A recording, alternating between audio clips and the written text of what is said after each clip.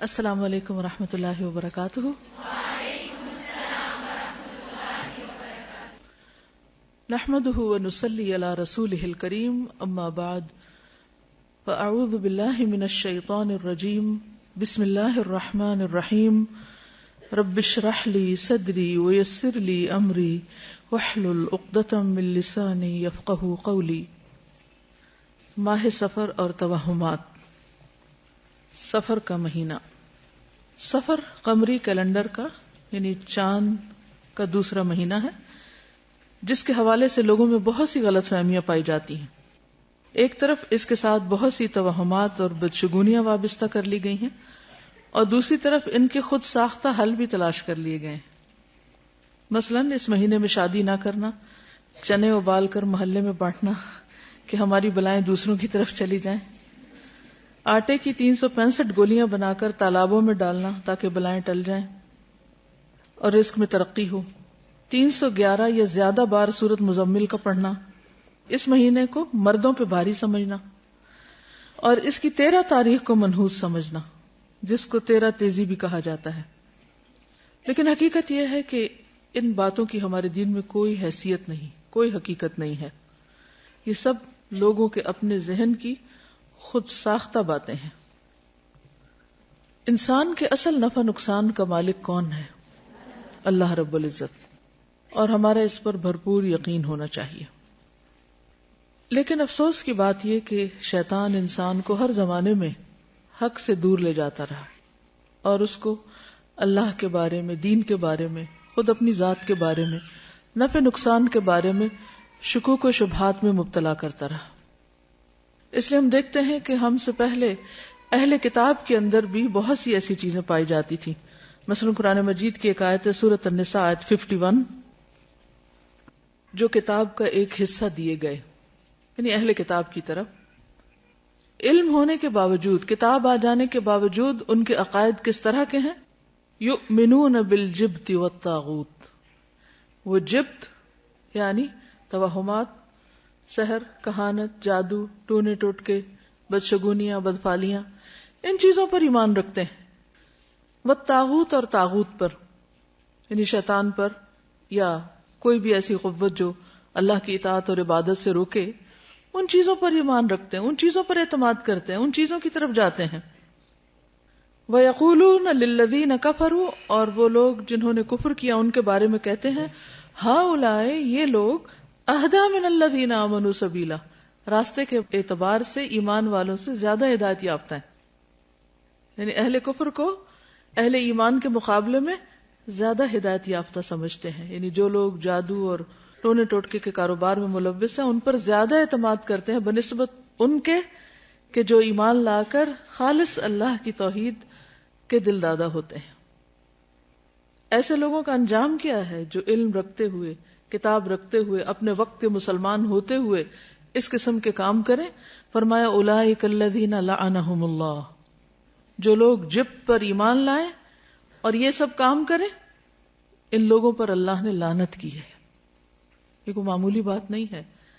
ومن یلعن اللہ، اور جس پر اللہ لعنت کر دے، فلن تجد لہ نصیرا، اس کے لیے تو تم ہرگز کوئی بھی مددگار نہ پاؤ گی، ان کی کوئی مدد نہیں کر سکتا۔ اس لیے بے حد ضروری ہے کہ ہم سب اس معاملے میں بہت احتیاط برتیں۔ کسی بھی قسم کی خرافات، توہمات، بدشگونیوں پر یقین رکھنا شرک میں داخل ہو جاتا ہے، انسان کو اللہ کی رحمت سے دور کر دیتا ہے۔ اس لیے نہایت لازم ہے کہ ہم اپنی زندگیوں سے بھی ان چیزوں کو نکال دیں، اور اس کے علاوہ معاشرے میں پھیلی ہوئی ایسی توہمات کا بھی سدباب کریں، ان لوگوں تک بھی پیغام پہنچائیں تاکہ وہ بھی ان چیزوں سے باہر نکل آئیں۔ سفر کا مہینہ عام مہینوں کی طرح ایک مہینہ ہے۔ اس میں رسول اللہ صلی اللہ علیہ وسلم نے معمول کی عبادت کے علاوہ نہ کوئی خاص عبادت کی ہے، نہ ہمیں اس کا حکم دیا ہے۔ جیسے ذوالحج میں حج ہوتا ہے، روزے، صدقہ خیرات، تکبیرات وغیرہ، اور اسی طرح محرم میں 10 محرم کا روزہ رکھا جاتا ہے۔ لیکن سفر کے مہینے میں نہ تو کسی روزے کا حکم ہے، کھائیں پیئیں، اور نہ ہی کسی اور خاص عبادت کا حکم ہے۔ اور نہ ہی آپ نے کسی خاص بلا سے بچنے کے لیے خبردار کیا ہے. کہیں بھی یہ نہیں کہا کہ اس مہینے میں بلائیں نازل ہوتی ہیں یا کسی قسم کی کوئی پریشانیاں آتی ہیں یا کسی پہ یہ بھاری ہے اور کسی پہ ہلکا ہے. ہرگز نہیں، کچھ بھی ایسا نہیں. توہمات اور شگون جو اس ماہ سے منسوب کیے گئے ہیں ان کی کوئی حقیقت نہیں. عربوں کے ہاں اس ماہ سے متعلق جو غلط تصورات پائے جاتے تھے اس کی بنیادی وجہ یہ تھی کہ عرب حرمت کی وجہ سے 3 ماہ ذوالقعدہ، ذوالحجہ اور محرم میں جنگ و جدل سے باز رہتے تھے. جنگ نہیں کرتے تھے کیونکہ وہ حرام مہینے تھے، اور انتظار کرتے کہ یہ پابندیاں ختم ہو تو وہ نکلیں اور لوٹ مار کریں جو ان کا پیشہ تھا. لہذا سفر شروع ہوتے ہی وہ لوٹ مار، رہزنی اور جنگ و جدل کے ارادے سے جب گھروں سے نکلتے تو ان کے گھر خالی رہ جاتے. یوں عربی میں یہ محاورہ سفر المکانہ، گھر کا خالی ہونا، مشہور ہو گیا. تو اسی سے لفظ صفر بھی ہے. صفر میں کتنے نمبر ہوتے ہیں؟ کچھ بھی نہیں، خالی. ٹھیک ہے. سفرن اور صفرن کے معنی ہے خالی ہونا. جیسے صفر کا ہندسہ عربی میں کہتے ہیں بیت صفر من المتاع، گھر سامان سے خالی ہو گیا یا گھر سامان سے خالی ہے. ہم بھی جب کسی چیز کی بالکل نفی کرتے ہیں تو کیا کہتے ہیں؟ Zero level. تو بس یہی سمجھے کہ سفر اور صفر جو ہے اس میں کسی بھی چیز کے نہ ہونے سے پھر یہ توہمات منسوب کر لیے گئے کہ اس میں کوئی خیر نہیں ہوتی اور مصیبتیں آتی ہیں. اتفاق سے نبی صلی اللہ علیہ وسلم کی بیماری کا آغاز بھی اس مہینے میں ہوا تو اس سے لوگوں کا اور زیادہ وہم پختہ ہو گیا کہ نعوذ باللہ یہ مہینہ مصیبتوں کے آنے کا مہینہ ہے، حالانکہ اس بات کی کوئی حقیقت نہیں ہے. مشہور محدث اور تاریخ دان سخاوی نے اپنی کتاب المشہور فی اسماء الایام والشہور میں ماہ سفر کی یہی وجہ تسمیہ لکھی ہے. عربوں نے جب دیکھا کہ اس مہینے میں لوگ قتل ہوتے ہیں، یعنی زیادہ لوگ، کیونکہ جنگ و جدل ہوتی تھی 3 مہینے کی بریک کے بعد، اور گھر برباد یا خالی ہوتے ہیں، تو انہوں نے اس سے یہ شگون لیا کہ یہ مہینہ ہمارے لیے منحوس ہے، اور گھروں کی بربادی اور ویرانی کی اصل وجہ پہ غور نہ کیا، نہ ہی اپنے عمل کی خرابی کا احساس کیا، نہ لڑائی جھگڑے اور جنگ و جدل سے خود کو باز رکھا، بلکہ اس مہینے کو ہی منحوس ٹھہرا دیا. جبکہ نحوست کے بارے میں قرآن مجید میں ارشاد ہے وَكُلَّ إِنسَانٍ أَلْزَمْنَاهُ طَائِرَهُ فِي عُنُقِهِ وَنُخْرِجُ لَهُ يَوْمَ الْقِيَامَةِ كِتَابًا يَلْقَاهُ مَنشُورًا اقرأ، اور ہر انسان کا شگون ہم نے اس کے گلے میں لٹکا رکھا ہے، اور قیامت کے روز ہم ایک کتاب اس کے لیے نکالیں گے جسے وہ کھلا ہوا پائے گا. پڑھ اپنا نامہ اعمال، آج اپنا حساب لگانے کے لیے تو خود ہی کافی ہے. یہ آیت واضح کرتی ہے کہ انسان کی نحوست کا تعلق اس کے اپنے عمل سے ہے، جبکہ عموماً وہ یہ سمجھتا ہے کہ نحوست کہیں باہر سے آتی ہے. چنانچہ وہ کبھی کسی انسان کو، کبھی کسی جانور کو، کبھی کسی عدد کو اور کبھی کسی مہینے کو منحوس قرار دینے لگتا ہے. عربی میں نحوست کے لیے لفظ طیرہ استعمال ہوتا ہے جو طیرن سے ہے، جس کے معنی ہے پرندہ. عرب چونکہ پرندے کے اڑانے سے فال لیتے تھے، اس لیے طائر بدفالی کے لیے استعمال ہونے لگا، یعنی برا شگون، بیڈ اومن.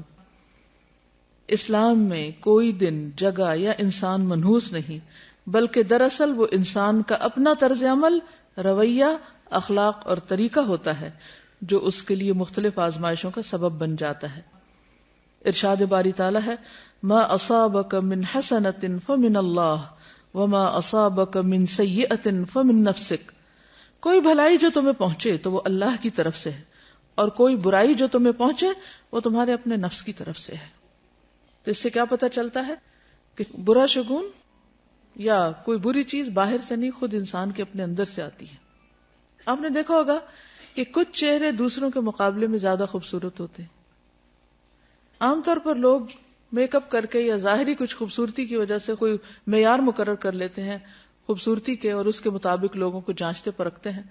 حالانکہ آپ نے دیکھا ہوگا کہ بعض معمولی چہرے بھی بہت اٹریکٹیو ہوتے ہیں، اور بعض جو چہرے ہیں ان کے نقش و نگار بھی بڑے خوبصورت ہوتے ہیں، لیکن پھیکے سے ہوتے ہیں، بے روح سے، ان میں کوئی اٹریکشن نہیں ہوتی. کیا وجہ ہوتی؟ اصل خوبصورتی کس چیز کا نام ہے؟ اندر کی خوبصورتی. جن کا اندر خوبصورت ہوتا ہے، جن کے اندر ایمان ہوتا ہے، تقویٰ ہوتا ہے، خوف خدا ہوتا ہے، ان کے چہروں پر ایک روشنی آ جاتی، ایک نور آ جاتا ہے، خود بخود ان کے اندر ایک اٹریکشن آ جاتی. تو اس کا تعلق رنگ اور بہت نقش و نگار سے نہیں ہوتا، وہ اپنی جگہ سمجھے 5-10% یا چلے 50% ہی کہہ لیں کہ اس کا ایک حصہ ہو سکتا ہے، لیکن جو باقی حصہ ہے وہ انسان کے خیالات، اس کی سوچیں، اس کا کسی بھی چیز کو اپروچ کرنے کا جو انداز ہے یا اس کی نظر ہے یا اس کے جو اعمال ہیں، وہ اس کے لیے خوبصورتی کا ذریعہ بنتے ہیں. جب کسی انسان کے اندر سخت مزاجی ہوتی تو کیا اس کے چہرے سے نظر آتی؟ نرمی چہرے سے جھلکتی؟ محبت چہرے سے جھلکتی؟ یہ سب چیزیں دنیا میں بھی عیاں ہو جاتی ہیں. اور قیامت کے دن بھی کیا ہوگا؟ یوم تبیض وجوہ وتسود وجوہ. بعض لوگوں کو آپ دیکھیں تو ان کی آنکھیں خوفناک سی ہوتی ہیں، بعض لوگوں کی آنکھیں چمکتی ہوتی ہیں، حتیٰ کہ بچوں میں بھی آپ یہ چیز نوٹ کر سکتے ہیں. کچھ آنکھیں بالکل اداس اور ویران ہوتی ہیں، اور عموماً وہ ان کے اندر کے ڈپریشن یا اس خوف کو جو ان کے اندر کہیں جمع ہوا ہے اس کو ظاہر کر رہی ہوتی. جب انسان کے اندر ایک بیزاری ہوتی ہے، گھٹن ہوتی ہے، وہ بھی چہروں سے نمایاں ہوتی. تو اگر آپ واقعی دنیا اور آخرت میں خوبصورت لگنا چاہتے ہیں تو اپنے اندر کو خوبصورت کر لیں، اپنے اندر مثبت سوچیں لائیں. اصل ایمان کیا ہے؟ اصل حیا کیا ہے؟ کہ انسان صرف ظاہر میں کچھ مصنوعی اپنے اوپر چیز نہ ڈال لے، بلکہ اس کے اندر حیا ہو، اس کے سر میں جو خیال آ رہے ہیں اور اس کے دل میں جو کیفیات ہیں اس کے بارے میں وہ کانشیس ہو کہ وہ کیا سوچتا رہتا ہے، کیا دیکھتا ہے، کیا چیز اس کے نزدیک اہمیت ہے. جو لوگ مطلبی ہوتے ہیں، دنیا پرست ہوتے ہیں، خود غرض ہوتے ہیں، لالچی ہوتے ہیں، ان کے چہرے بھی عیاں ہوتے ہیں، وہ بھی چہروں پہ آ جاتا ہے. اور جن کے اندر استغنا ہوتی ہے، عاجزی ہوتی، وہ بھی عیاں ہو جاتی. انسان کا چہرہ جھوٹ نہیں بولتا، انسان زیادہ کچھ چھپا نہیں سکتا. تو چہرے کی فکر کم کیا کریں اور زیادہ فکر اپنے دل کی. محبت، نفرت، غم، خوشی، فکر، پریشانی، ہر چیز سامنے آ جاتی ہے. آپ نے کبھی دیکھا ہوگا کسی محفل میں کوئی شخص اپنے خیالوں میں کھویا ہو اور وہ لاسٹ ہو تو باقی لوگ نوٹ نہیں کر رہے ہوتے کہ اس کو کیا ہے. اگر آپ تھکے ہوئے تو لوگ آپ کو فوراً بتا دیتے ہیں آپ کو کیا. اگر آپ بیمار ہو تو بھی آپ کے چہرے سے پتہ چل رہا ہوتا ہے. کوئی اٹینٹو ہو تو بھی نظر آ رہا ہوتا ہے، اور کوئی بیزار بیٹھا ہو تو بھی نظر آ رہا ہوتا ہے. سب کیفیات جھلکتی. تو اس لیے کل انسان الزمناہ طائرہ فی عنقہ، یہاں گلے میں لٹک رہا ہے، اس کا نام ہے اعمال. ٹھیک ہے نا؟ وہ کون ہے، اس کی پہچان اس کے گلے میں پڑی ہوئی ہے. کل انسان الزمناہ طائرہ فی عنقہ وَنُخْرِجُ لَهُ يَوْمَ الْقِيَامَةِ كِتَابًا يَلْقَاهُ مَنْشُورًا. اس کا نام اعمال اس کے سامنے ہوگا. اقرا کتابک، یہ سوچتے تھے، یہ نیت تھی، یہ تمہارے خیالات تھے، یہ تمہاری ڈیزائرز تھیں، یہ تمہاری تمنائیں اور آرزویں تھیں، یہ دیکھ لو. اقرا کتابک وحصل ما فی الصدور، جو سینوں میں وہ بھی نکال کے سامنے رکھ دیا جائے گا. اس لیے بہت زیادہ فکر کیا کریں اندر دل کی. وہاں نفاق ہے یا شک ہے یا حسد ہے یا بغض ہے یا نفرت ہے، کچھ بھی ہے، اس کو نکال باہر پھینکے. کیونکہ قد افلح من تزکا وذکر اسم ربہ فصلی بل تؤثرون الحیاۃ الدنیا والآخرۃ خیر وابقی. دنیا کے سارے غم اور پریشانیاں یہی رہ جائیں گے. اصل فکر بس آخرت کی لگا لے. ایک فکر ہر فکر سے بے نیاز کر دے گی، ہر فکر کو کاٹ دے گی، اور وہ فکر آخرت ہے.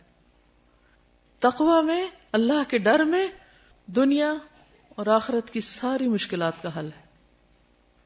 اللہ کا وعدہ ہے، اللہ نے اہل کتاب سے وعدہ کیا تھا کہ اگر وہ اپنی کتاب کو قائم کرتے، اس پر عمل کرتے تو لَأَكَلُوا مِن فَوْقِهِمْ وَمِن تَحْتِ أَرْجُلِهِمْ، آسمان سے بھی رزق برستا، پاؤں کے نیچے سے بھی نکلتا. رزق کی تنگی فراوانی یہ سب بھی اللہ کے ڈر کے ساتھ. اللہ سے ڈرنے والے بن جائیں، گناہوں سے بچیں، ساری مشکلات آسان ہو جائیں گی. لیکن یہ نقطہ ہمیں سمجھ میں نہیں آتا. انسان کے رزق میں رکاوٹ اس کے اپنے گناہوں کی وجہ سے ہوتی، انسان پہ حالات کی تنگی اس کے اپنے گناہوں کی وجہ سے ہوتی ہے. تو ہم سب کو نحوستیں باہر سے نہیں اندر سے دیکھنی چاہیے. سب سے بڑی نحوست گناہوں کی نحوست ہے, اللہ کی نافرمانی کی نحوست ہے. جس جگہ پر نماز نہ پڑھی جائے وہ جگہ منحوس ہو جاتی. تو یہ دیکھیں کہ کہاں گناہ ہو رہے ہیں. اگر ہمارے گھروں میں ہر وقت میوزک بج رہا ہے, اور رحمت کے فرشتے کہاں سے آئیں گے؟ ہر طرف تصویریں لٹک رہی, رحمت کے فرشتے کہاں سے آئیں گے؟ خیر و بھلائی کہاں سے ہوگی؟ اگر رشوت کا مال آ رہا ہے, سود کا مال آ رہا ہے, حرام مال آ رہا ہے, کسی یتیم کی غصب کی زمین پہ گھر بنا کے رہ رہے ہیں, رحمتیں کہاں سے برسیں گی؟ نحوست تو یہ ہے, ان خرابیوں کی نحوست ہے, ان حرام کاریوں کی نحوست ہے جس کو ہم نہیں سمجھ پاتے, اور ہم بلیم کرتے ہیں دوسروں کو. اس نے نظر لگا دی, اس کا قدم ایسا پڑ گیا, فلاں کی وجہ سے مصیبت آ گئی. مصیبتیں اندر سے اٹھتی ہیں, ان کی فکر کرنے کی ضرورت ہے. ہر گندگی کو اپنے اندر سے نکالنے کی ضرورت ہے, چاہے وہ شرک کی گندگی ہو, جو قرآن مجید میں آتا ہے نا, فَاجْتَنِبُوا الرِّجْسَ مِنَ الْأَوْثَانِ, بتوں کی گندگی سے بچو. اگر گھر میں بت رکھے ہوئے ہم نے تو نحوست تو آئے گی, رحمت کہاں سے آئے گی؟ تو عربوں کے ہاں عموماً جب فال لیتے تھے تو پرندوں سے لیتے تھے. تو ایسا شخص جو برا شگون لے, اس کے بارے میں آپ نے فرمایا, من ردت الطیرۃ من حاجۃ فقد اشرک. قالوا یا رسول اللہ ما کفارۃ ذلک؟ قال ان یقول احدهم اللهم لا طیر الا طیرک ولا خیر الا خیرک ولا الہ غیرک. جو شخص کسی سے بدفعلی پکڑ کر اپنے مقصد سے لوٹ آیا, اس نے شرک کیا.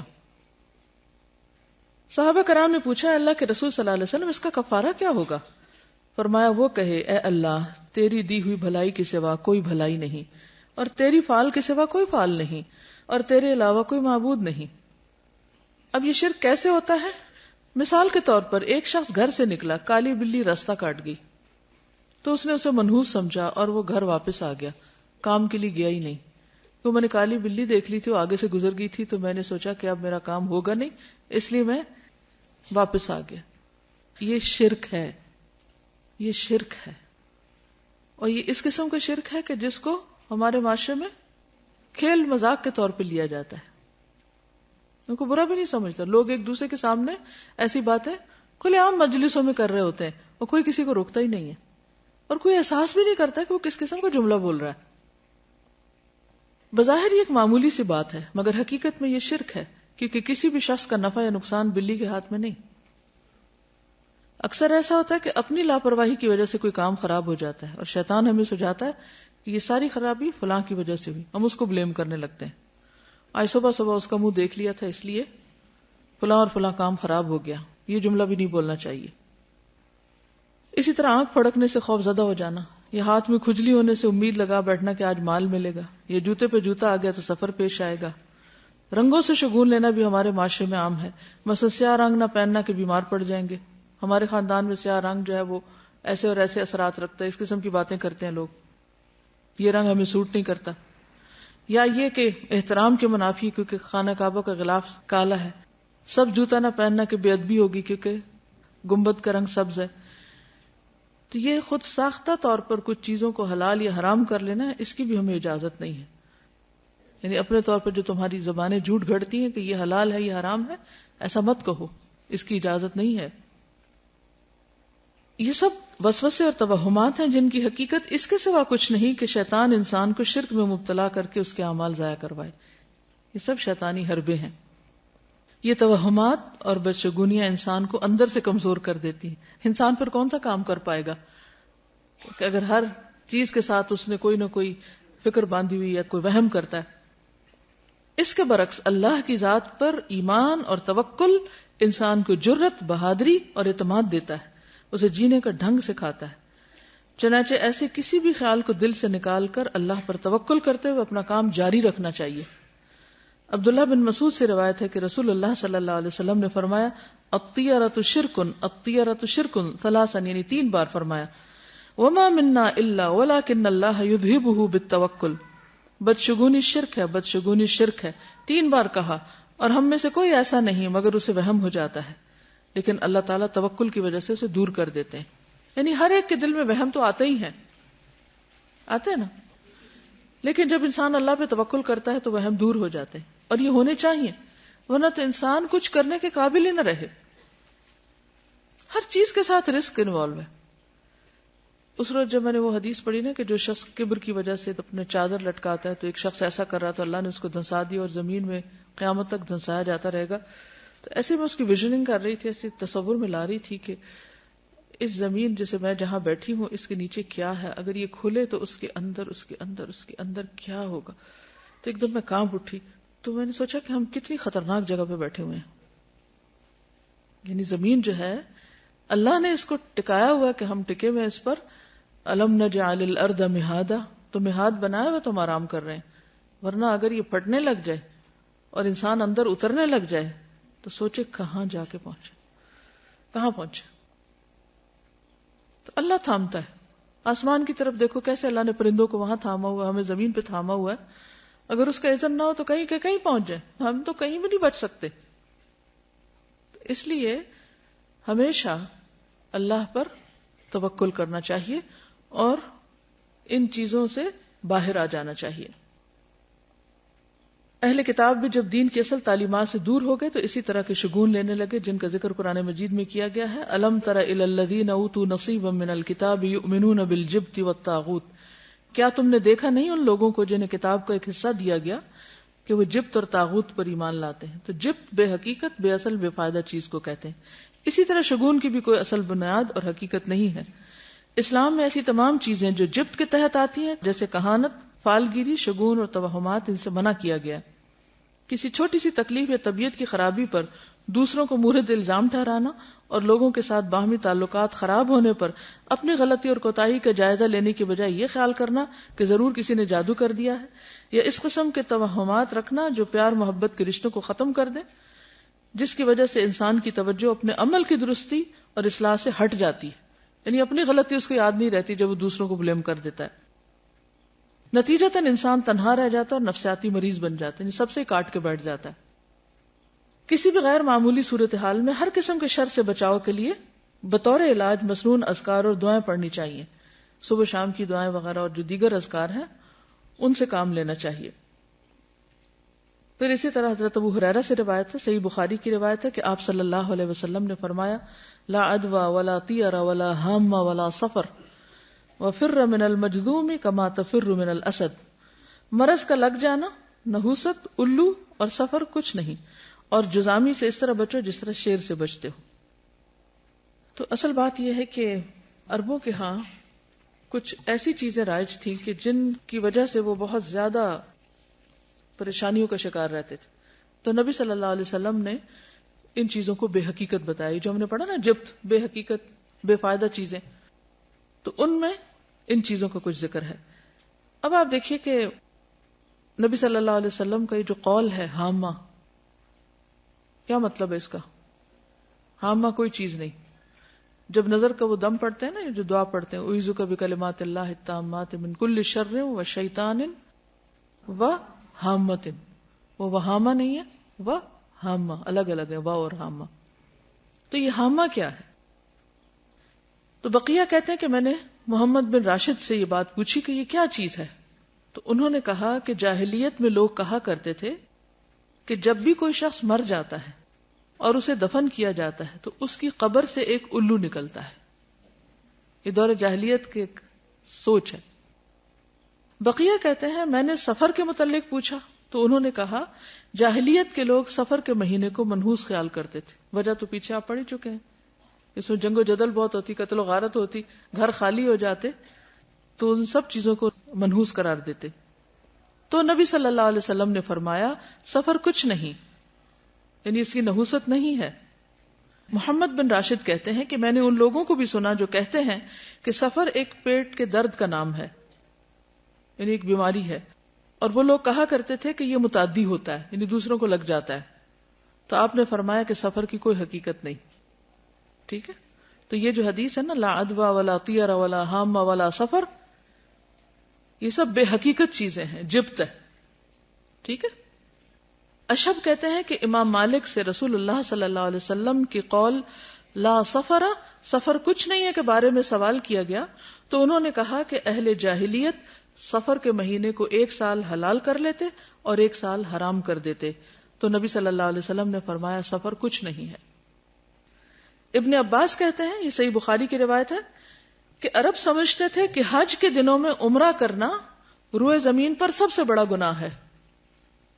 کیا سمجھتے تھے عرب دور جاہلیت میں؟ کہ حج کے مہینوں میں عمرہ نہیں کیا جا سکتا، بہت بڑا گناہ سمجھتے تھے اس کو. یہ لوگ محرم کو سفر بنا لیتے اور کہتے کہ جب اونٹ کی پیٹھ سستا لے اور اس پر خوب بال اگ جائیں اور سفر کا مہینہ ختم ہو جائے، یعنی حج کے ایام گزر جائیں، تو عمرہ حلال ہوتا ہے. پھر جب نبی صلی اللہ علیہ وسلم اپنے صحابہ کے ساتھ چوتھی کی صبح کو، یعنی ذوالحج کی 4 تاریخ کو حج کا احرام باندھے ہوئے آئے، تو آپ نے انہیں حکم دیا کہ اپنے حج کو عمرہ بنا لیں، پہلے عمرہ بھی کریں. یہ حکم عرب کے پرانے رواج کی بنا پر صحابہ پر بھاری گزرا کہ اچھا، کیونکہ دور جاہلیت میں وہ اس مہینے میں عمرہ نہیں کرتے تھے، حج کے مہینے میں. تو اللہ سبحانہ وتعالیٰ نے ان کو اکٹھا کر دیا، وَأَتِمُّ الْحَجَّ وَالْعُمْرَةَ لِلَّهِ. اور نبی صلی اللہ علیہ وسلم نے بھی حج تمتع کو بہتر قرار دیا، افضل قرار دیا. اسی لیے عبداللہ بن عمر جو تھے وہ اپنے والد سے ناراض ہوئے تھے کہ نہیں، میں تو تمتع کی نیت کروں گا میں، کیونکہ دور جاہلیت کی اس رسم کو بھی کاٹا جا رہا تھا. ہم ویسے پڑھتے ہیں، کہتے ہیں واٹ اے بگ ڈیل، یعنی کہ کیوں اس کو اتنا اسٹرکٹلی لیا جا رہا ہے. اور آپ نے یہ بھی فرمایا کہ قیامت تک کے لیے حج اور عمرہ اکٹھے ہو گئے ہیں. تو یہ عربوں کی دور جاہلیت کی رسم کے خلاف تھا. تو اس پر صحابہ پر یہ بات بھاری گزری. تو انہوں نے پوچھا یا رسول اللہ، عمرہ کر کے ہمارے لیے کیا چیز حلال ہو گئی؟ فرمایا تمام چیزیں حلال ہو جائیں گی، پھر حج کے لیے احرام دوبارہ باندھنا ہوگا، کیونکہ وہ تو ایک ہی احرام پہن کے آتے اور اسی میں حج کرتے تھے. تو یہ جو اونٹ کی پیٹھ کے بال اگنا دوبارہ کا مطلب کیا ہے کہ جب حج کا سفر ایک دفعہ آ گئے تو پتہ نہیں کہاں کہاں سے لوگ آئیں گے. الا کل دامر یاتین من کل فج عمیق. تو اتنا سفر کرتے تھے کہ اونٹوں کی پیٹھوں کے بال جو تھے وہ بےچارے گھس گھس کے بالکل ننگی ہو جاتی تھی. پھر وہ لا کے چھوڑ دیتے. وہ مہینہ حج کے مناسک وغیرہ ادا ہو رہے ہیں لیکن عمرہ نہیں کرتے تھے. اتنے میں دوبارہ بال آ جاتے تھے، یعنی کہ واپسی کی تیاری شروع ہو گئی. تو کبھی وہ محرم کو سفر بنا لیتے کہ یہ تو حج کا مہینہ نہیں ہے، اس لیے اس میں ہم عمرہ کر لیتے ہیں، اور پھر جو اصل سفر ہوتا اس کو محرم قرار دے دیتے. اس کو قرآن مجید میں کیا کہا گیا؟ سورۃ التوبہ آیت 37، انما النسیء زیادۃ فی الکفر. نسی کیا ہوتا تھا؟ مہینوں کا عدل بدل. یضل بہ الذین کفروا، اہل کفر اس سے گمراہ کیے جاتے، یعنی کرنے والے تو چند ایک ہوتے، باقی سب کو بھی مس لیڈ کرتے. یحلونہ عاما ویحرمونہ عاما، کسی مہینے کو 1 سال حلال کر لیتے اور اگلے سال اسی کو حرام قرار دے دیتے. تو عموماً حرام مہینے کو اپنی مرضی کرنے کے لیے حلال کر لیا کرتے تھے. اور اس کی ضرورت کیوں پیش آتی؟ تاکہ وہ جو دور جاہلیت کے توہمات اور غلط رسمیں تھیں ان کو پورا کر سکیں. لیواطئوا عدۃ ما حرم اللہ، تاکہ گنتی پوری کریں جو اللہ نے حرام قرار دیا. فیحلوا ما حرم اللہ، تو صرف اس گنتی پوری کرنے کے لیے اللہ کی حرام کردہ چیز کو اپنے ہاتھ میں لے کر اس کو حلال کر دیتے. زین لہم سوء اعمالہم، ان کے اعمال ان کے لیے خوبصورت بنا دیے گئے. واللہ لا یہدی القوم الکافرین، اللہ کافر قوم کو ہدایت نہیں دیتا. تو سفر جو ہے اس کی کوئی حقیقت نہیں. اور کس چیز کی حقیقت نہیں؟ حامہ کی نہیں. ٹھیک ہے، حامہ کیا ہے؟ الو، ٹھیک، جو قبر سے نکلتا ہے. اچھا، یہ جو تصور تھا نا کہ مردہ جو ہے اس کے اندر سے الو نکلتا ہے، تو پھر وہ کہتے ہیں کہ وہ الو گھر میں آتا ہے اور آ کے مردے کی باتیں بتاتا ہے کہ اس کے ساتھ کیا ہوا ہے. یعنی اس قسم کی خرافات بھی ہیں. اور پھر یہ بھی کہا جاتا ہے کہ مقتول کی کھوپڑی سے پرندے کا نکلنا اس وجہ سے ہے کہ وہ پھر پیاسا بھٹکتا رہتا پرندہ جب تک کہ انتقام نہ لے لیا جائے، یعنی مقتول کا انتقام نہ لے لیا جائے. تو وہ آوازیں نکالتا ہے اور لوگوں کو کہتا ہے. وہ ایک خاص پرندہ تھا کروان، جس کی طرف یہ بات منسوب کی جاتی ہے، کیونکہ وہ بولتا ہے پرندہ، تو پھر اس کا بولنا جو ہے وہ اس کو منحوس سمجھا جاتا ہے. اور الو کے بولنے کو بھی کہ جہاں جس گھر میں الو بولے گا وہاں سے کوئی بندہ مر جائے گا یا کوئی جانور مر جائے گا، یہ بھی ان کا خیال تھا. جس طرح ہمارے ہاں بلیوں سے شگون لیتے ہیں جب وہ روتی ہیں. کبھی روتی بلی کو سنا؟ تو اس وقت کیا خیال آتا ہے؟ خوف آتا ہے نا. اچھا، کیا خوف آتا ہے؟ کہ کوئی مصیبت آنے لگی ہے. نہیں، کوئی مصیبت نہیں آتی اس سے. ٹھیک ہے، اس وقت اپنے دل کو مضبوط کیا کریں. اب یقین کیجئے کہ اگر صحیح دین پر آپ عمل کریں گے نا تو آپ کے اندر سے خوف نکل جائے گا. آپ اس وقت یہ سوچا کریں کہ اللہ کے اذن کے بغیر کوئی نقصان ہو ہی نہیں سکتا. بلی بیچاری کو کیا خبر کہ اس نے کس چیز پہ رونا ہے؟ اس کو کہاں سے خبر ہوگی کہ آنے والی کوئی مصیبت؟ وہ بیچاری اپنی تکلیف سے روتی ہے اور ہم اس سے اپنی تکلیف کی طرف لے جاتے ہیں، کیونکہ ہم ہر چیز کو پرسنل لے لیتے ہیں نا. کوئی کسی کی بات کرو تو ہم اس کو اپنے اوپر لے جاتے ہیں. اس کی تکلیف دور کرو، وہ بیچاری اپنے رونے میں رو رہی ہے اور ہمیں اپنا رونا پڑ گیا. اس کے علاوہ اور کس چیز کی حقیقت نہیں؟ یہ جو پرندوں وغیرہ سے بھی بدشگونی لیتے ہیں، ہاروسکوپ سے لیتے ہیں. وہ لکھا ہوتا ہے نا ہفتہ کیسا گزرے گا، تو اس میں لکھا ہوتا ہے بدھ کے دن آپ سفر نہ کیجئے کیونکہ حادثے کا امکان ہے. اب لوگ اگر اس کو سامنے رکھ کے اسکول سے چھٹی کر لیتے ہیں تو اب آپ دیکھیے کہ دنیا کا تو سارا کام ہی ٹھپ ہو کے رہ جائے اگر انسان ان خرافات کے پیچھے چل پڑے. کس قدر نقصان دہ ہے. تو ایسا سوچنا اور ہاروسکوپ پر یقین رکھنا یہ کفر ہے، شرک ہے. اور کس قدر افسوس کی بات ہے کہ کھلے عام بعض اوقات ان چیزوں کو پروموٹ کیا جا رہا ہوتا ہے اور لوگوں میں کوئی حلال حرام کی پھر تمیز ہی نہیں رہی، جائز ناجائز کی تمیز نہیں. اور اس طرح شیطان ہمارا ایمان اچک کے لے جاتا ہے. اور اگر شرک ہو جائے، ایمان میں خرابی آ جائے تو آپ سوچئے کہ پھر تو نمازیں بھی گئیں، حج بھی گئے، عمرے بھی گئے، صدقہ خیرات، ہر چیز ضائع ہو گئی. کس قدر خسارے کا سودا ہے. شیطان بڑا چالاک دشمن ہے. وہ وہاں جا کے حملہ کرتا ہے کہ جڑ کاٹ دیتا ہے، باقی آپ جتنی مرضی تھکتے رہیں، تھکیں دن رات، قبول تو ہونا نہیں. وہ تو سب ضائع ہو جائے گا شرک کے ساتھ. تو اس لیے ان چیزوں کے بارے میں معاشرے میں جو غلط فہمیاں پائی جاتی ہیں یا لوگ صرف فن کے طور پر یا کھیل کود کے طور پر ان چیزوں کو اپنائے ہوئے ہیں. کچھ لوگ کہتے ہیں نا we are not serious, we just enjoy reading, کہ ہم بس خوش ہو رہے ہیں پڑھ کے، لیکن اندر اندر سے مان بھی رہے ہوتے ہیں. ایک ہلکی سی وہ اندر ہوتی ہے ڈر کی سی کیفیت. کچھ لوگ تو شادی کے پلان نہیں بناتے جب تک، اب تو خیر ساتھ ویدر بھی دیکھتے ہیں، لیکن چلے ویدر فور کاسٹ تو ایک مشینی عمل ہے، وہ یہ نہیں سمجھتا کوئی کہ غیب کا علم ہے. لیکن ان چیزوں پر تو پھر ایک طرح سے غیب پر ایمان لانے والی بات ہے. انہی شیطان نے اگر اس کو یہ کہا کہ شرک نہ بھی ہم بولیں لیکن ہم اس کو صرف ایک فن یا ایک جسٹ فار انجوائمنٹ کے طور پہ بھی لیتے ہیں تو ہم اس کو انڈائریکٹلی پروموٹ ہی کر رہے ہوتے ہیں اور لوگ پھر اس کو چھوڑ نہیں پاتے. تو اس لیے بہت ضروری ہے کہ ایسی ساری کتابوں کو گھر سے نکال کے جلا دیا جائے، پھینک دیا جائے، کوئی اور بھی نہ پڑھے. موبائل فون پہ آتا ہے، استغفر اللہ. یعنی کہیں نہ کہیں سے کوئی نہ کوئی جو جدید ذرائع کمیونیکیشن ہے ان کے ذریعے بھی لوگوں کو انوالو کر لیا گیا. تو آپ دیکھیں نا کہ کس قدر خرابی ہے کہ بچنا کس طرح مشکل ہو گیا. آپ صلی اللہ علیہ وسلم فرمایا تھے کہ میری امت میں شرک کس طرح داخل ہو جائے گا، جیسے سیاہ رات میں سیاہ پتھر پر سیاہ چونٹی، کہ نظر بھی نہ آئے، پتہ بھی نہ چلے. دیکھیں اس قسم کی جو بھی چیزیں ہوتی ہیں نا، اس میں اگر آپ یہ کہیں کہ ہم پورا یقین نہیں رکھتے تو اس کی وجہ سے شک میں مبتلا ہونا بھی غلط ہے. تو شک والی چیز کو بھی چھوڑ دینا چاہیے. پھر اسی طرح بیماروں سے نفرت کرنا اور یہ سوچنا کہ یہ ضرور بیماری مجھے اس سے لگ گئی ہے یا لگے گی، یہ وہم بھی نہیں کرنا چاہیے. کیونکہ آپ دیکھیے کہ جب ایک وائرس پھیلتا تو ہر ایک کو تو نہیں لگتا نا. اگر صرف وائرس ہی لگنا ہے تو پھر تو کوئی نہ بچے، لیکن پھر بھی کچھ لوگ بچ جاتے ہیں. اس کا مطلب ہے کہ اصل چیز وائرس نہیں ہے، اللہ کا اذن ہے. اگر اللہ کا اذن ہوگا تو بیماری لگ جائے گی، ورنہ نہیں. تو اس میں بھی انسان کو ڈرنا نہیں چاہیے. اپنے اندر وہ اگر کیفیت شیطان ڈالے بھی دل میں کہا ہے اس سے تمہیں لگ جائے گا تو اس پہ کنٹرول کرنا چاہیے، احتیاط کرنی چاہیے. کیونکہ حدیث کے آخر میں ہے نا وَفِرَّ مِنَ الْمَجْذُومِ كَمَا تَفِرُّ مِنَ الْأَسَدِ، اور جزامی سے اس طرح بچو جیسے شیر سے بچتے. نہیں جان بوجھ کے آپ وہاں ہاتھ نہیں ڈالیں، لیکن اگر کسی کو لگ جائے تو یہ نہ سمجھے کہ اس چیز کے اندر یہ طاقت تھی تو اس سے مجھے لگ گئی ہے. یعنی آبویسلی کوئی ریزن یا سبب تو ہوتا ہے، لیکن سوچنے کی بات اور نقطہ یہ ہے کوئی چیز آپ کو نقصان نہیں دے سکتی جب تک کہ اللہ کا اذن نہ ہو. اب آپ دیکھیے ان دو کیفیات میں فرق ہے. ایک یہ کہ کسی بھی چیز کو دیکھ کے آپ ڈر جائیں کہ ہائے ہائے یہ بس اب یہ تو اٹیک ہوا مجھ پہ، اور دوسرا یہ ہے کہ آپ کہیں کہ جی نہیں ہو سکتا جب تک اللہ نہ چاہے، تو مجھے ڈرنے کی ضرورت نہیں. ہاں احتیاط ضروری ہے. پھر آپ دیکھیے کہ یہاں پر جو تیارہ کا لفظ استعمال ہوا ہے نا، تیارہ، اور تیارہ کا مطلب کیا ہوتا ہے؟ فال، شگون لینا. دور جاہلیت میں ہر طرح کے شگون لیتے تھے لوگ، اچھے بھی اور برے بھی.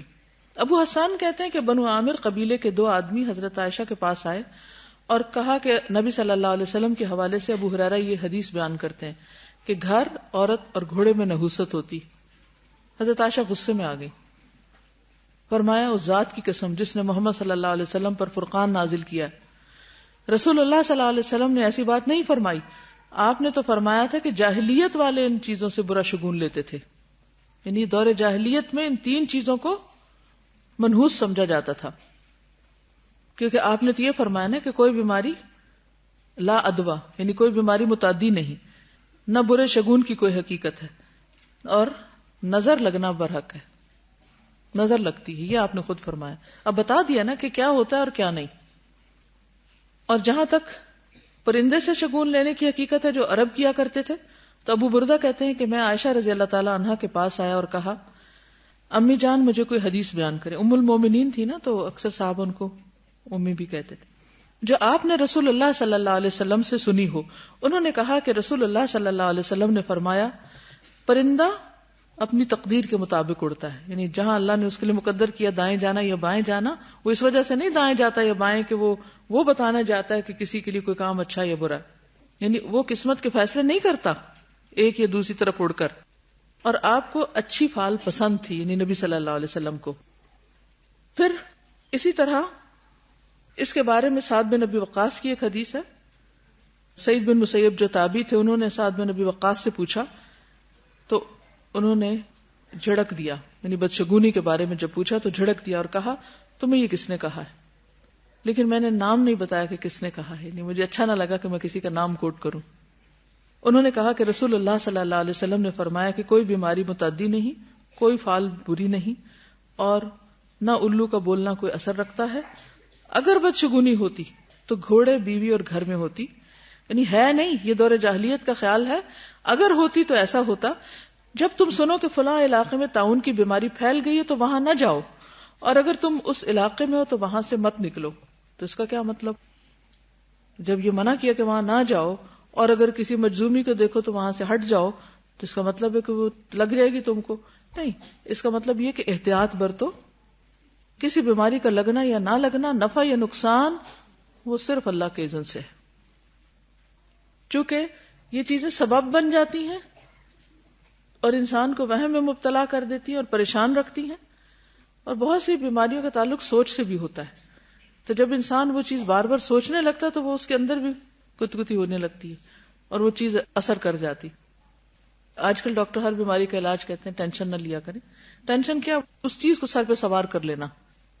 یہ اسٹریس اور خوف اور اس طرح کے جو توہمات ہیں، یہ ہمارے اندر ایسے ہارمونز ریلیز کرتے ہیں کہ جو ہماری امیونٹی کو افیکٹ کرتے ہیں اور پھر واقعی وہ بیماریاں لگنے لگتی ہیں.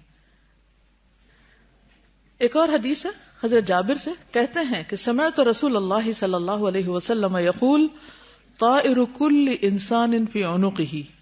جابر کہتے ہیں کہ میں نے رسول اللہ صلی اللہ علیہ وسلم کو فرماتے ہوئے سنا کہ ہر انسان کا شگون اس کی گردن میں لٹکا ہوا ہے، یعنی وہ خود اپنے اچھے یا برے حالات کا ذمہ دار ہے. اور جہاں تک اس چیز کا تعلق ہے کہ اگر نحوست ہوتی تو عورت، گھر اور گھوڑے میں ہوتی. ان 3 چیزوں کا ذکر کیوں ہے؟ بیوی، گھر اور سواری کا، کیونکہ یہ ہر ایک کی ضرورت ہے اور عام طور پر انسان کا ان چیزوں سے واسطہ پڑتا ہے. گھر میں وہ رہتا ہے، ساتھ اس کا کمپینین، اور پھر باہر نکلے تو سواری.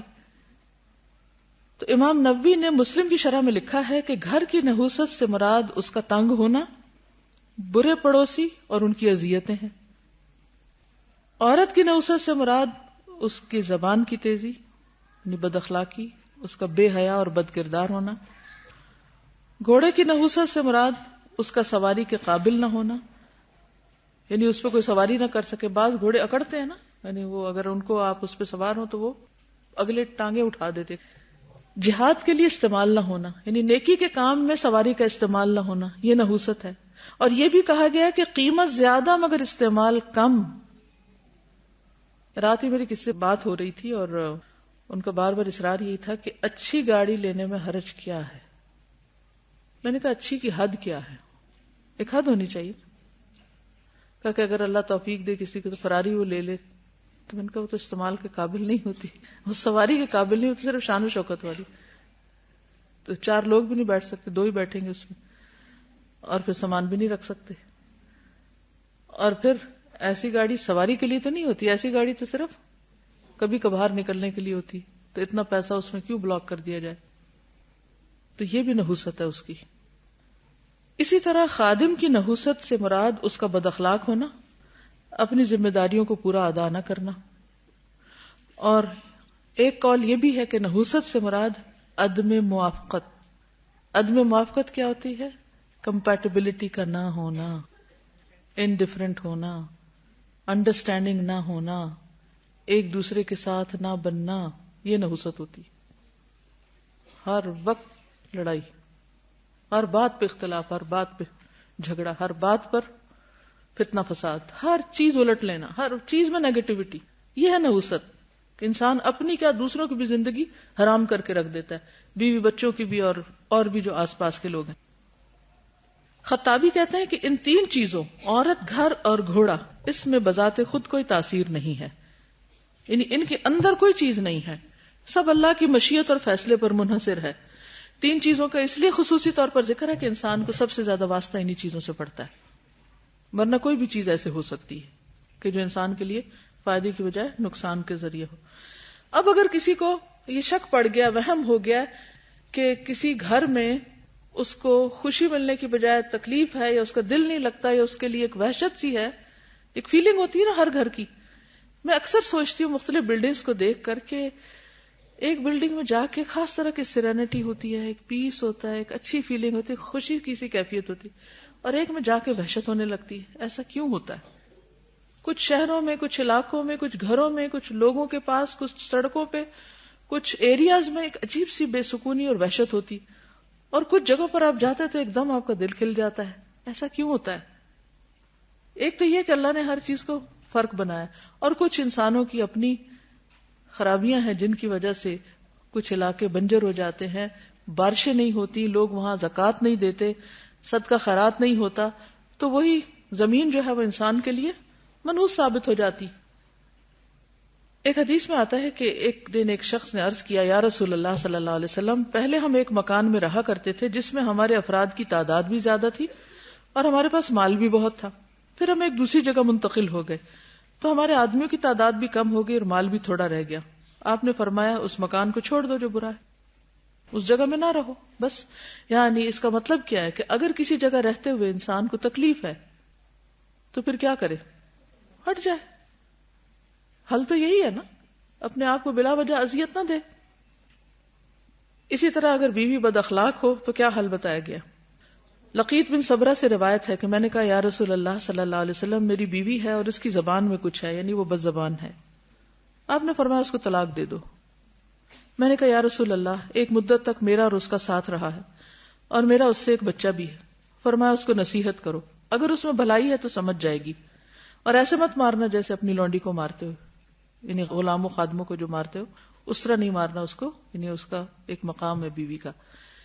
تو بہرحال اس سے بھی رہنمائی ملتی ہے کہ کچھ رشتے تو نہیں چھوڑے جا سکتے, لیکن کچھ رشتے ایسے ہیں کہ جن سے پھر انسان کا رہنا دوبر ہو جاتا ہے. اگر کوئی شخص ہر وقت گالی دے رہا ہے اور کوئی شخص ہر بات پر نکتہ چینی کر رہا ہے تو آپ اپنا ایمان کس حد تک بچا سکتے ہیں؟ ایک لمٹ ہوتی ہے نا ہر چیز. اور پھر اس میں آپ دیکھیے کہ اس شخص کی وہ نحوست اصل میں کیا ہوئی, پھر کیا ہوئی؟ اس کی بد اخلاقی ہوئی نا, وہ نحوست ہے.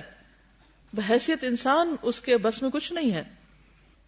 تو کسی بھی چیز سے کہ یہ کتاب میں نہیں لے رہی کیونکہ یہ کتاب کا رنگ سبز ہے اور ہمارے ہاں سبز رنگ ہم کو سوٹ نہیں کرتا, تو یہ چیز نہیں ہونی چاہیے. نہ سبز رنگ میں کچھ ہے نہ کتاب میں کچھ ہے. ہاں اگر کسی کتاب کے اندر کوئی ایسی چیزیں لکھی ہوئی ہیں جو اللہ کو پسند نہیں, تو ہو سکتا ہے اس کا کچھ اثرات ہوں, لیکن کسی بھی چیز کی برائی یا کسی بھی گناہ کی بہرحال اپنی نحوست ہوتی ہے. مگر عام چیزوں کو منحوس قرار دینا یہ درست نہیں. نحوست پکڑنا شرک ہے. علاج اس کا توکل ہے, اور کسی کام سے صرف شگون پکڑ کے رک جانا یہ بھی شرک ہے.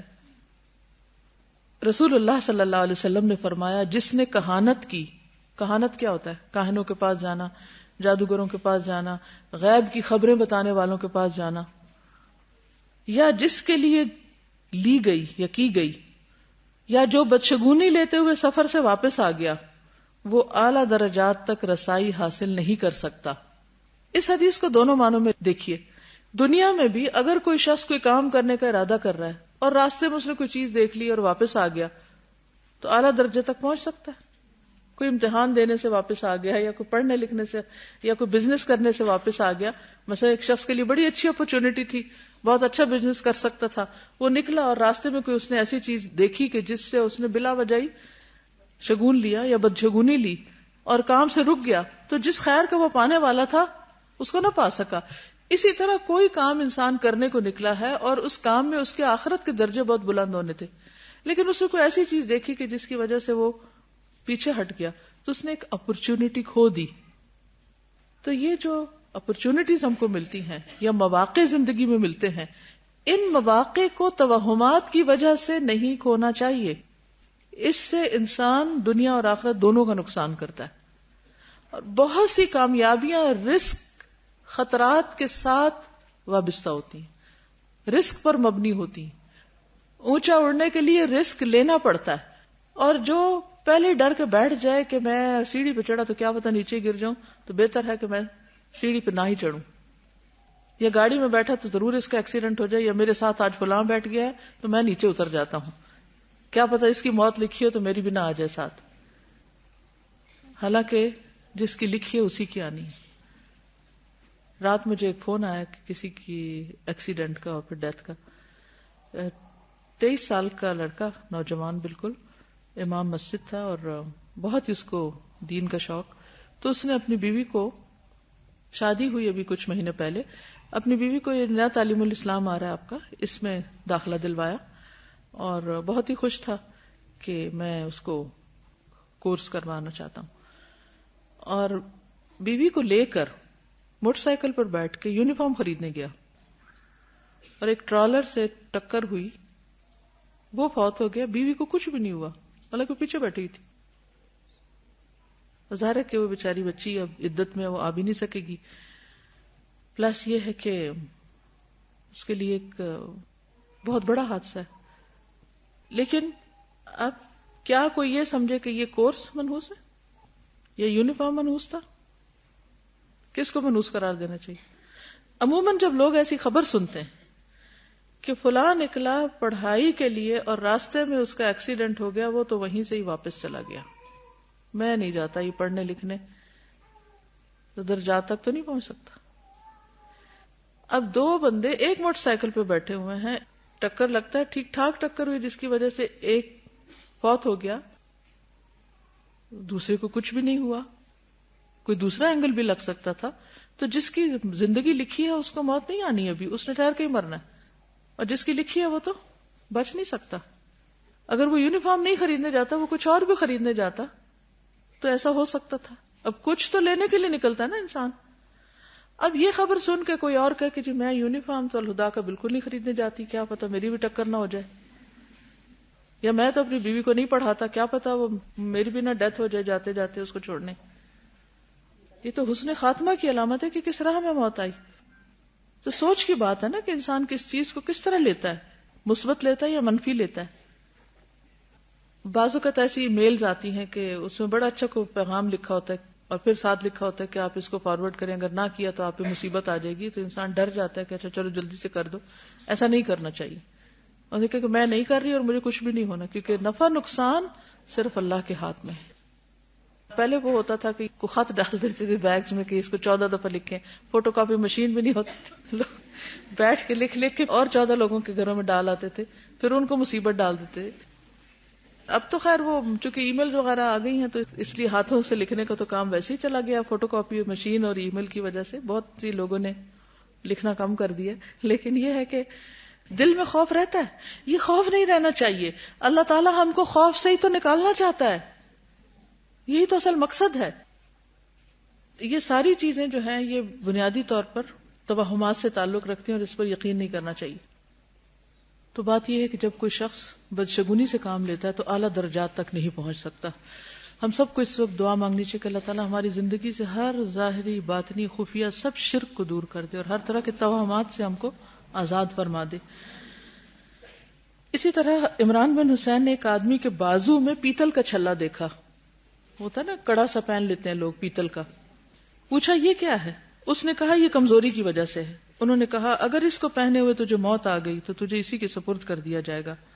رسول اللہ صلی اللہ علیہ وسلم نے فرمایا جس نے برا شگون لیا یا اس کے لیے برا شگون لیا گیا، جس نے کہانت کی یا اس کے لیے کہانت کی گئی، یعنی خود پوچھا یا جا کے کسی اور سے پوچھ کے آئے اس کے لیے، جس نے جادو کیا یا جس کے لیے جادو کیا گیا، وہ ہم میں سے نہیں. یعنی خود اپنے لیے کرے یا کسی اور کے لیے کرے یا کوئی کسی کے لیے جا کے کروائے، کوئی بھی صورت اس میں سے جائز نہیں. نبی صلی اللہ علیہ وسلم نے فرمایا میری امت کے 70,000 لوگ بغیر حساب کے جنت میں داخل ہوں گے. یہ وہ لوگ ہوں گے جو جھاڑ پھونک نہیں کراتے، بدشگونی نہیں لیتے اور اپنے رب پر بھروسہ کرتے، یعنی توکل کرتے ہیں. اب اس کا علاج کیا ہو؟ معاویہ بن حکم کہتے ہیں میں نے عرض کیا اے اللہ کے رسول صلی اللہ علیہ وسلم، میں نیا جاہلیت سے باہر آیا ہوں، یعنی مسلمان ہوا ہوں، اور اب اللہ نے دین اسلام عطا فرما دیا، لیکن ہم میں سے کچھ لوگ ابھی بھی کاہنوں کے پاس جاتے ہیں. جیسے ہم میں سے کئی لوگ قرآن پڑھ بھی جاتے ہیں پھر بھی نہیں باز آتے اس کام سے. آپ نے فرمایا تم ان کے پاس نہ جایا کرو. میں نے عرض کیا ہم میں سے کچھ لوگ شگون لیتے ہیں. آپ نے فرمایا یہ محض ان کے دلوں کا وہم ہے، پس یہ شگون ان کے کام میں رکاوٹ نہیں بننا چاہیے. میں نے عرض کیا ہم میں کچھ لوگ لکیریں کھینچتے ہیں، ذائچے بناتے ہیں. آپ نے فرمایا سابقہ انبیاء میں سے ایک نبی تھے جو لکیریں کھینچا کرتے تھے، تو جس کی لکیریں ان کے موافق ہوں وہ تو صحیح ہو سکتی ہیں، لیکن اب یہ جاننا مشکل ہے. یعنی ان کو تو اللہ نے ایک وحی کے ذریعے کوئی علم دیا تھا، لیکن ہمارے پاس تو کوئی سورس نہیں. اب اگر کوئی شخص بدشگونی کر لے تو کیا کیا جائے؟ یعنی اگر کبھی ایسا ہو جائے تو اس کا کفارہ دے. کیا کفارہ؟ دعا. کہاں لکھی ہوئی ہے؟ یہ کتاب کے شروع میں. اگر کبھی آپ نے کوئی ایسا وہم کیا ہو یا کوئی ایسی چیز ہو گئی ہو تو اس دعا کو لکھ کر سامنے لگا لیں تو انشاءاللہ اس کا کفارہ ہو جائے گا. کیا ہے دعا؟ اللہم لا خیر الا خیرک ولا طیر الا طیرک ولا الہ غیرک. اے اللہ تیری دی ہوئی بھلائی کے سوا کوئی بھلائی نہیں، اور تیری فعال کے علاوہ کوئی فعال نہیں، اور تیرے علاوہ کوئی معبود نہیں. اب بات یہ ہے کہ بدشگونی تو کوئی چیز نہیں، لیکن اچھا شگون لے سکتے ہیں. اچھا شگون لینا چاہیے، برا شگون نہیں لینا چاہیے لیکن اچھا لینا چاہیے. وہ کیسے؟ ابو ہریرہ سے روایت ہے رسول اللہ صلی اللہ علیہ وسلم نے فرمایا کوئی بیماری متعدی نہیں، نہ فعل بد کوئی چیز ہے، البتہ مجھے نیک فعل پسند ہے. یعنی شہر کا نام اچھا ہونا، انسان کا نام، کسی چیز کا نام، اچھی بات منہ سے نکالنا. انس بن مالک سے روایت ہے نبی صلی اللہ علیہ وسلم نے فرمایا نہ کوئی بیماری متعدی ہے نہ بدشگونی کی کوئی حقیقت ہے، لیکن مجھے نیک فعل پسند ہے. صحابی نے عرض کیا نیک فعل کیا ہے؟ آپ نے فرمایا اچھی بات. اب مثلاً بعض اوقات ہم کہیں جاتے ہیں نا، کوئی کسی گھر رشتہ لینے کے لیے گئے، فار ایگزامپل گاڑی میں بیٹھتے کا انہوں نے دینا دلانا کچھ نہیں، دوسرا کہتا ہے یہ ہونا کوئی نہیں. یہ غلط بات ہے، ایسا نہیں کرنا چاہیے.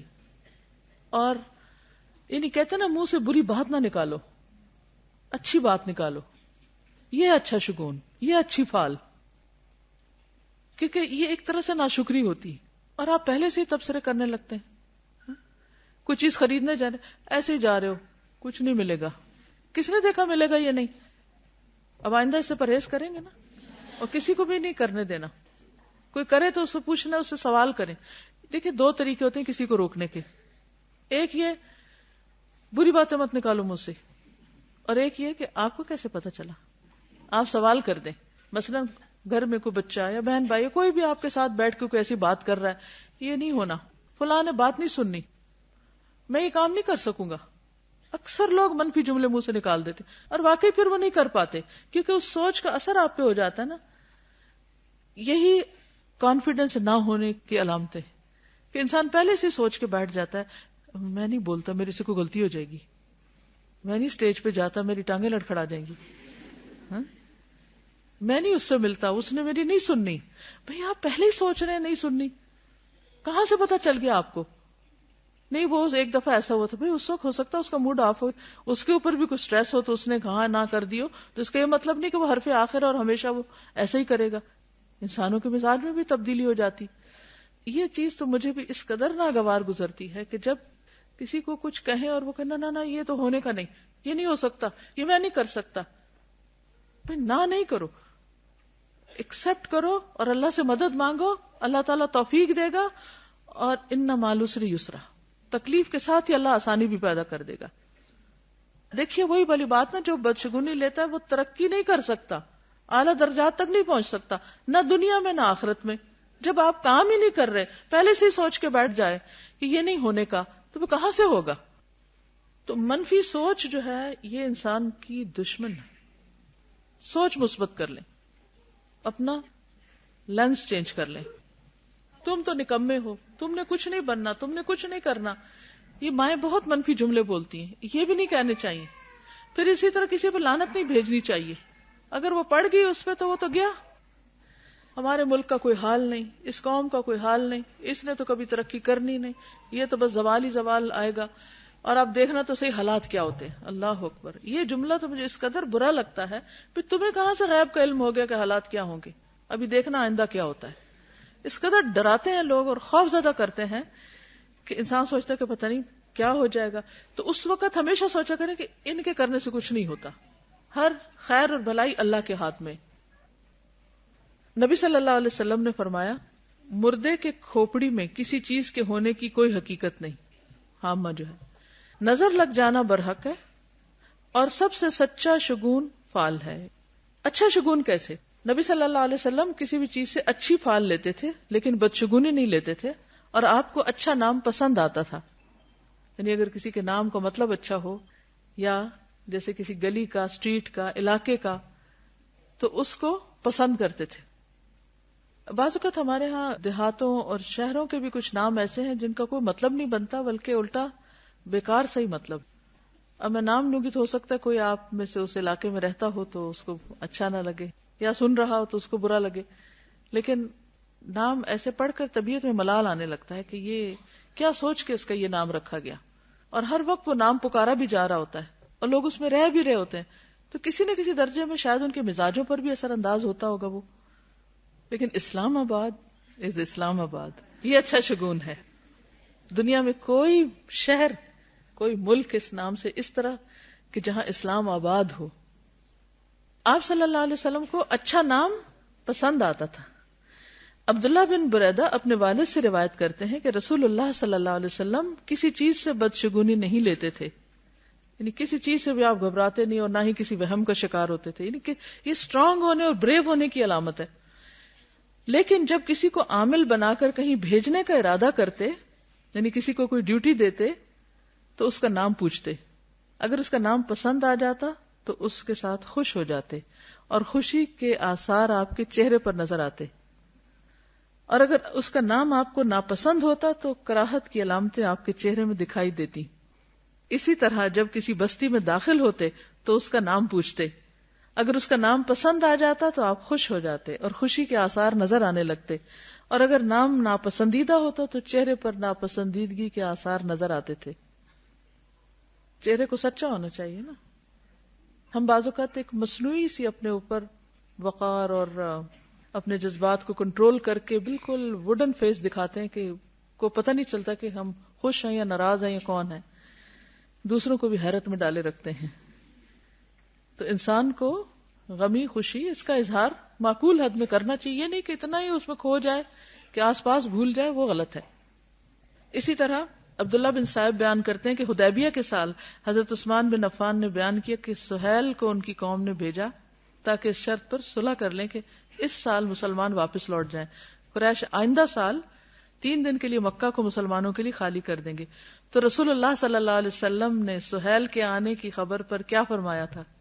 اللہ نے تمہارا کام آسان کر دیا.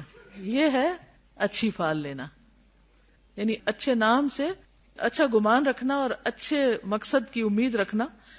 اور یہ ایک طرح سے اللہ سے اچھا گمان رکھنا ہے. عام طور پر لوگ بے سوچے سمجھے ماڈرن ناموں کے پیچھے بھاگ رہے ہوتے ہیں، حالانکہ ان کا کوئی خاص مقصد نہیں ہوتا. انس رضی اللہ عنہ سے روایت ہے کہ نبی صلی اللہ علیہ وسلم جب کسی کام کے لیے باہر نکلتے تو آپ کو یہ اچھا لگتا کہ یہ سنے کہ یا راشد یا نجیح، یعنی اچھی بات کوئی کرے، کام ہو جائے گا، کامیاب ہو جائے گا. نجاح کامیابی کو کہتے ہیں نا. پھر اسی طرح انس بن مالک سے روایت ہے کہ رسول اللہ صلی اللہ علیہ وسلم نے فرمایا، میں نے ایک رات وہ دیکھا جو سونے والا دیکھتا ہے. کیا؟ گویا کہ ہم عقبہ بن رافع کے گھر میں ہیں اور ہمارے پاس ابن طاب قسم کی تازہ کھجوریں لائی گئی. ابن طابق. تو میں نے اس کی تعبیر یہ سمجھی کہ دنیا میں ہماری عظمت ہوگی اور آخرت میں بچاؤ ہوگا اور ہمارا دین بہت عمدہ ہوگا. یعنی اچھی تعبیر کرنا. یعنی بعض لوگ خواب کی بھی بری تعبیر کر دیتے ہیں تو اس سے بھی بچنے کو کہا گیا. اگر اچھی بات سمجھ میں آتی ہے تو بولو، انشاءاللہ اچھا ہو جائے گا، اور اگر کوئی بری بات زبان پہ آ رہی ہے تو اس کو روک لو. ابو ہریرہ سے مروی ہے کہ رسول اللہ صلی اللہ علیہ وسلم نے کوئی بات سنی جو آپ کو اچھی لگی تو فرمایا کہ ہم نے تمہارے منہ سے اچھی پھال لی، اخذنا فألک من فیک. تو خلاصہ کیا ہے کلام کا؟ اچھی باتیں بولیں، مثبت باتیں کہیں، امید والی باتیں کریں، پر امید رہیں، مثبت سوچ رکھیں. مثلا اگر کوئی سفر پہ جا رہا ہے تو کیا کہنا چاہیے؟ تم نہ جا سکو، کہنا چاہیے؟ نہیں، کیونکہ اگر اس نے جانا تو جائے گا لیکن دل خراب کر کے جائے گا نا. تو اچھی کسی کی کوئی خبر سن کے تم اسے اچھے کلمات نکالنے چاہیے، برے کلمات نہیں نکالنے چاہیے. بچوں کو بددعائیں دینا، لوگوں کے ساتھ برا بھلا سلوک کرنا، یہ ساری چیزیں زندگیوں کو حرام کر دینے والی ہوتی ہیں. جی ہاں، وہ بھی اس میں آتی ہے کہ وہ جو لکیریں دکھاتے ہیں اور ذائچے نکلوانا، اور بعض تاریخوں کو منحوس سمجھنا، بعض دنوں کو منحوس سمجھنا، بعض لوگوں کو منحوس سمجھنا، بعض مہینوں کو شادی کے لیے منحوس سمجھنا، یہ ساری چیزیں جو ہیں ان کی کوئی حقیقت نہیں اور ایسے کرنا بالکل درست نہیں. اصل بات یہ ہے کہ انسان کو اللہ پہ بھروسہ کرنا چاہیے. قل لن یصیبنا الا ما کتب اللہ لنا. جب کوئی نقصان پہنچے، جیسے یہ کہہ رہی ہے نا کہ بعض لوگ استخارہ کرتے ہیں، اس وقت اطمینان ہوتا ہے، وہ کام کر لیتے ہیں، پھر کچھ عرصے کے بعد اسی کام میں کوئی نقصان بھی ہو جاتا ہے تو پھر کہتے ہیں ہم نے تو استخارہ کیا تھا اور بڑا اچھا تھا لیکن اب یہ میرے ساتھ ایسا کیوں ہو گیا. تو بات یہ ہے کہ اللہ کا فیصلہ ہے، جب جو چاہے کرے. کیا کہنا چاہیے؟ قل. جب کوئی تکلیف آ جائے، نقصان ہو جائے تو استخارے کو نہیں بلیم کرنا چاہیے، اور نہ اس کی میننگ کو، نہ کسی خواب کو، اور نہ اللہ کے فیصلے کو. کہو لن یصیبنا الا ما کتب اللہ لنا، کہ یہ تکلیف ہمارے لیے لکھی ہوئی تھی، یہ ہماری تقدیر کا حصہ تھی، کہ ہمیں ہرگز کوئی بھلائی یا برائی نہیں پہنچتی مگر وہ جو اللہ نے ہمارے لیے لکھ لی، وہی ہمارا مولا ہے. اور ایمان والوں کو اللہ پر توکل کرنا چاہیے. بعض لوگوں نے ایک موضوع حدیث گھڑی ہوئی ہے کہ جو شخص مجھ کو ماہ سفر گزرنے کی بشارت دے گا میں اس کو جنت کی بشارت دوں گی. بالکل غلط بات ہے اور اس کو حدیث کہنا بھی نہیں چاہیے. اس میں آپ دیکھیے کہ مثلا سیدنا طاؤس کا ایک قصہ ہے کہ وہ اپنے ساتھی کے ساتھ ایک سفر پہ جا رہے تھے. راستے میں کسی مقام پر کوا کائیں کائیں کرتا ہوا گزرا. یہ سن کر ان کا ساتھی بول اٹھا خیر ہو، بھلائی ہو. تو وہ فوراً کہنے لگے کہ اس میں کون سی بھلائی ہے؟ کہنے لگے میں تمہارے ساتھ سفر نہیں کر سکتا. انہوں نے اس کو چھوڑ دیا، کیونکہ ایسی کمپنی میں انسان جب رہتا ہے تو لا محالہ وہ پیسیولی وہ اثرات انسان کے اوپر آتے جاتے ہیں، جس کا نقصان یہ ہوتا ہے کہ انسان پھر یعنی بغیر سوچے سمجھے ان چیزوں کا شکار ہو جاتا ہے. اسی طرح آپ ایک سواری سے اتر آئے تھے کہ جس پہ لعنت کی گئی تھی. ایک جگہ پر آپ نے نماز نہیں پڑھی تھی کیونکہ سب لوگ وہاں سوئے رہ گئے تھے اور کوئی نماز کے لیے نہیں اٹھا تھا. تو اب آپ دیکھیے کہ جس کمرے میں جس گھر میں لوگ نماز ہی نہ پڑھیں تو نحوست تو وہاں اترنی. اسی طرح آج کل ایک اور چیز کا بہت رواج ہے جو بہت عام ہوتی جا رہی ہے، اس کے بارے میں آپ کو آگاہ کرنا ہے. ایول آئی کے بارے میں اس پہ بہت بلیف ہوتا جا رہا ہے.